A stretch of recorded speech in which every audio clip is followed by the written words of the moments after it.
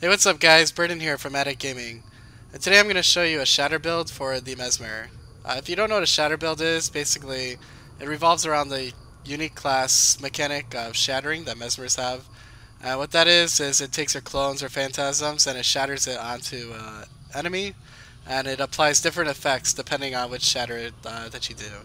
So you have Mind Rack, which does pure damage, and then you have Cry of Frustration, which applies confusion to your enemy.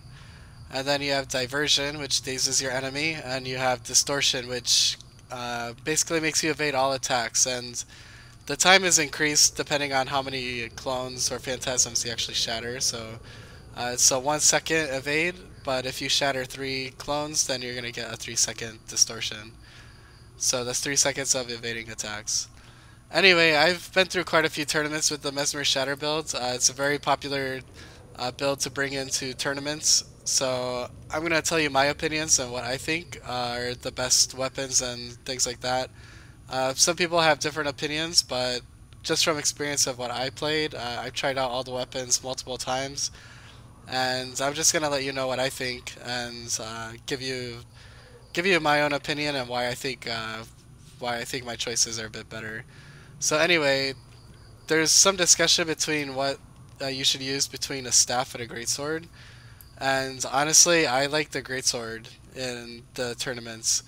For this build, it's a very glass cannon type build, a very high burst damage build. So I think I accomplished my goal. My goal is to basically burst someone down really fast and just apply as much damage as I can to that person. So I think with the great sword, I accomplished that goal a little more than I do with the staff. I will concede though that the staff has very good utility skills for like team fights. For example, it has the chaotic storm, which gives boons to your allies and then it gives conditions to your enemies. So then it has a little bit of a little more survivability with the staff. But for me, I just prefer the great sword. I think I could put out a lot more burst damage using the great sword, and that's just my own opinion. I see a lot of people using the staff, but try both and then see what you like. But for me personally, I love the great sword. Now for the other weapon set, um, basically everyone agrees with sword and main hands. But where the discussion comes in is on the offhand. Some people like to use the focus. The focus gives you swiftness, and it also gives you another phantasm, which does like an AoE, and the damage is pretty high. It does like 4,000-ish damage to the golems in an AoE, and it reflects the projectile, so it's a little defensive as well. But the pistol, for me, my playstyle, I love the pistol because probably just because of the stun. Because if I have the stun, it's much easier for me to get my blurred frenzy and my shatter combo off if I could use the stun.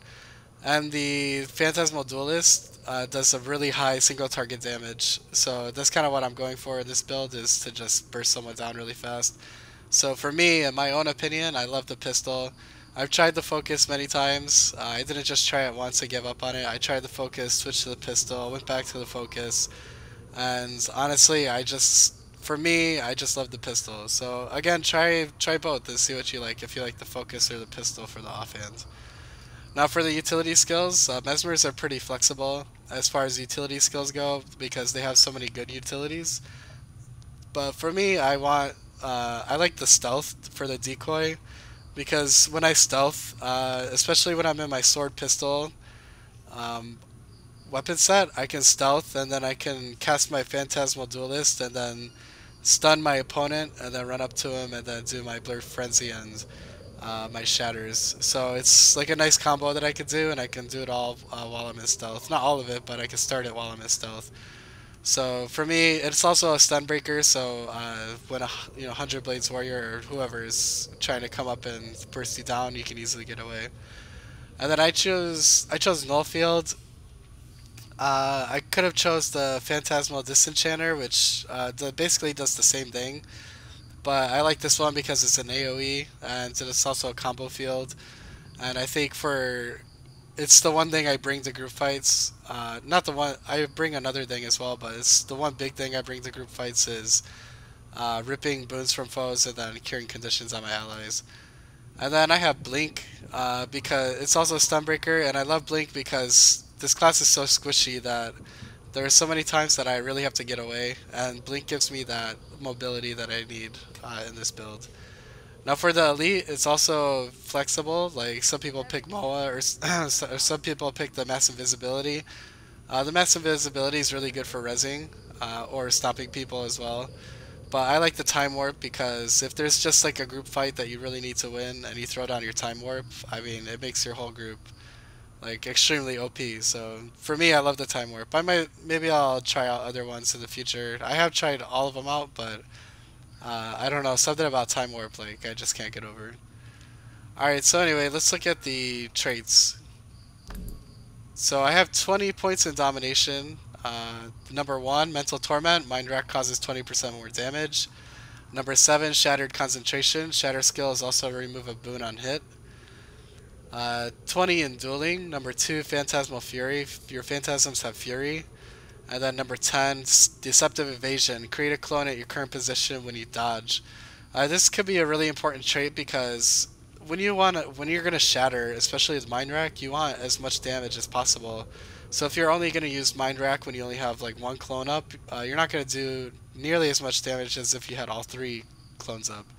So if you're, say, a clone short and you only have 2 clones or 2 phantasms up, then you can dodge and quickly get that other clone up before you shatter. So it's just, for me, that's like what I use it for. It's a good way to get the full potential out of your shatters.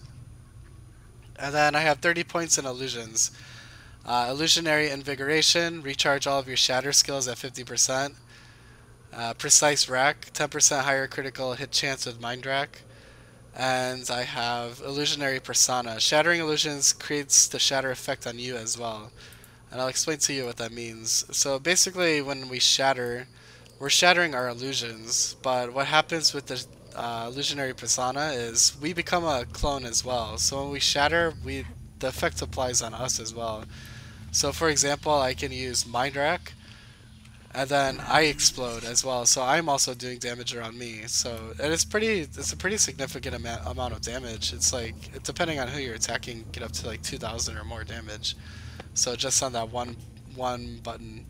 So that's when it comes to shattering clones, I usually only use mind rack. I will use Cry of Frustration sometimes, but even if I have no clones up and say like I'm really I'm starting to take a lot of damage and I'm looking for some survivability, I could use Diversion and Distortion, and it just applies it to myself as well. So it's, it dazes them so they can't use their skills, and then I can use Distortion to evade some attacks. So, think about it like that as well. But as far as having your clones going up and trying to do damage, I wouldn't use those. I would just use Mind Rack. So let's look at the runes real quick. For the runes, I'm using Superior Runes of Strength, because what this build does is it stacks up might. Every time we destroy a clone, we gain a stack of might, and I also have, for the Sigil and the Greatsword, I have Sigil of Superior Strength, 30% chance to gain might. So I'm trying to stack might like as I'm fighting. So this gives me more might duration, so those stacks apply longer, and it gives me another source for might. If I get hit, I have a 3% chance to gain might, and might adds damage, and I get even more damage while I'm under the effects of might. So plus 5% damage while under the effects of might. So those are the runes I've preferred. I've tried out different runes, but with all the might that you get in this build, I really like the Superior Rune of Strength. For my other sigils, I have Sigil of Superior Force on my sword, just overall 5% damage. And then on the pistol, Sigil of Superior Battle, gain 3 stacks of might when you swap to that weapon. For my amulet, I have the Berserker's Amulet and the Berserker's Jewel. So overall, my stats ends up being 3,218 attack power, 44% critical chance. It's actually 3,304 with my Greatsword. 40 crit damage. The armor is really low, 1,836, and then health 18,372. So you can see the toughness is only 916. So this build is very squishy, but with your clones and stuff like that, and with practice, you're gonna, you'll learn how to survive with it and start killing a lot of people with it. Anyway, this is my Shatter build, and I've been running tourneys with it, and I really like it. So I want to hear what you guys have to say. If you guys have a Shatter build and you guys run it differently, please, leave a comment or something like that. Start up a conversation. I want to hear what you guys have to say about it. If you think something's better, then go ahead and let me know in the comments below. And if you haven't subscribed already, please subscribe for more content from me. And I try to release a build every week. The past few weeks have been a little crazy because of just the holidays, and I've been sick, and I've had, in-laws in town, and things like that. So anyway, I try to get a couple of videos out a week. So if you want more content from me, make sure you subscribe. And you can also check out our channel at editgaming.com, where we have more content there as well. And make sure you watch out for the gameplay video. Usually after I release just this kind of overall look at the build, I'll try to release a gameplay video of me playing, and you can kind of see how the build works.